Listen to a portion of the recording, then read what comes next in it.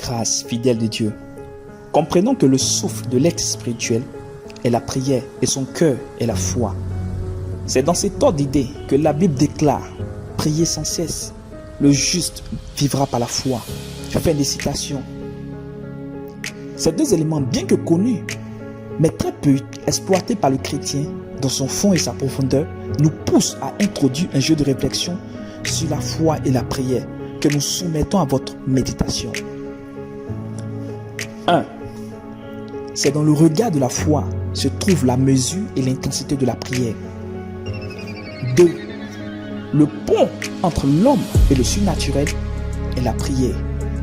Le point de contact entre l'homme et Dieu, c'est la foi. 3. La prière favorise ce que la foi crée. 4. L'homme de prière a la réponse à toutes choses et l'homme de foi a la solution de toutes choses. 5. La prière enfante toujours les pensées de la foi. 6. Comprends que l'époux de la prière, c'est la foi. 7. Qui s'exile sur l'île de la prière en ressortira possédé par les aptitudes et les attitudes de la foi. 8. Qui affectionne la prière se nourrira de la puissance de la foi. 9. C'est la prière qui nous conduit dans l'univers spirituel, qui nous permet de découvrir les lois de l'esprit. Et c'est par la foi que ces lois s'activent et se manifestent dans notre vie. 10. Laisse la prière te justifier et la foi te récompenser. Les hommes comprendront qu'il y a un Dieu qui veille sur toi et en seront convertis. 11.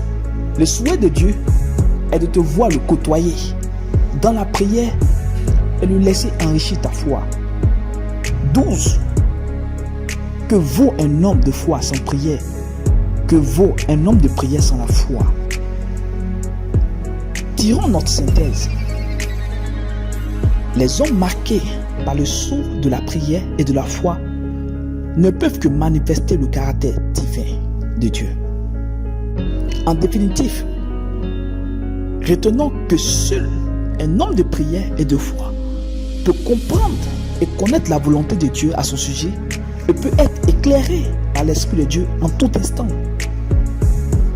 Prions.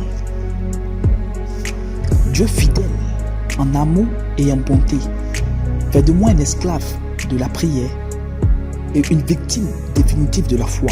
Autrement dit, assujettis mon âme à une vie de prière et accorde-moi le don de la foi, si tu le veux, pour que ma vie réponde à ta volonté parfaite au nom de Jésus.